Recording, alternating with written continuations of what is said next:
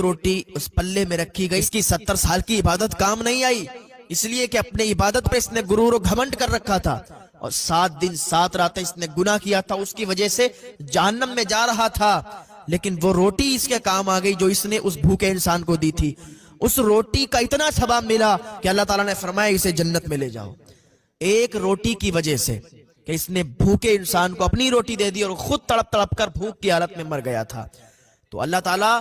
جب چاہے اور جسے چاہے اپنی رحمت سے اسے معاف فرما دیتا ہے اور اسے جنت عطا فرما دیتا ہے۔ تو پتا چلا کہ انسان کو کبھی اپنی عبادت پر گھمنڈ نہیں کرنا چاہیے، کبھی بھی اپنی نمازوں پر گھمنڈ نہیں کرنا چاہیے، اپنے نیک عمل پر کبھی بھی گھمنڈ نہیں کرنا چاہیے کہ میں اتنا نیک ہوں، میں اتنا پرہیزگار ہوں، میں حاجی ہوں، میں نمازی ہوں، سامنے والا تو کچھ بھی نہیں ہے، لیکن پھر بھی اس کے یہاں بہت مال و دولت ہے، پھر بھی اس کے کام سب چل رہے ہیں، پھر بھی اسے بہت سکسیس ہو رہی ہے، ہم نقصان میں جا رہے ہیں، ہم گھاٹے میں جا رہے ہیں، ہم نمازی بھی ہیں، حاجی بھی ہیں، سب کچھ ہے، نیک عمل بھی کرتے ہیں۔ تو یار اتنا بھی تو عقل رکھو کہ اگر آپ نمازی ہو، حاجی ہو، سب کچھ ہو، نیک عمل کرتے ہو، تو ہو سکتا ہے آپ پر اللہ کی آزمائش ہو سکتا ہے آپ کو اللہ آزماتا ہو، دیکھیں میرا بندہ میری آزمائش میں کامیاب ہوتا ہے یا نہیں ہوتا، میری آزمائش میں یہ کامیاب ہوگا یا نہیں ہوگا۔ یہ ذہن میں لاؤ، یہ عقل میں لاؤ کہ اگر ہم نیک عمل کر رہے ہیں اور ہم سکسیس نہیں پا رہے ہیں تو ہو سکتا ہے ابھی ہم پر آزمائش ہو، اور جب ہم اپنے امتحان میں کامیاب ہو جائیں گے تو اللہ تعالیٰ ہمیں بہت نوازے گا۔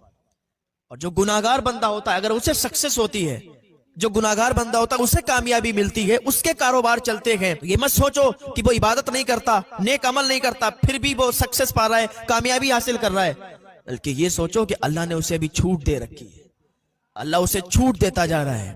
اور وہ اپنے کاروبار میں ترقی حاصل کرتا جا رہا ہے، اللہ بھی اسے چھوٹ دے رہا ہے۔ جو انسان نماز نہیں پڑھتا، عبادت نہیں کرتا، روزے نہیں رکھتا، کوئی نیک عمل نہیں کرتا، پھر بھی کامیابیوں کی منزل پر ہے، پھر بھی اپنے کاروبار میں کامیاب ہے،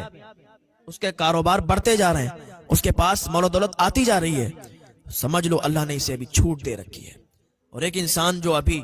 سب کچھ کرتا ہے، نماز، روزہ، حج، زکوٰۃ، سب کچھ کرتا ہے، پھر بھی وہ کامیاب نہیں ہو رہا ہے، کوئی کاروبار نہیں چل رہا ہے، سمجھ لو کہ اللہ کی طرف سے ابھی آزمائش ہے، اور انشاءاللہ اس آزمائش میں ہم کامیاب ہوں گے، انشاءاللہ اس امتحان میں ہم کامیاب ہوں گے۔ یہ سمجھ لو، سمجھ کر اللہ کا شکر ادا کرو کہ مولا تو جس حال میں رکھے تیرا شکریہ ہے، میں تیرا شکر ادا کرتا ہوں، تو مجھے جس حال میں بھی رکھ۔ اللہ کی بارگاہ میں دعا، اللہ نیک عمل کی توفیق عطا فرما۔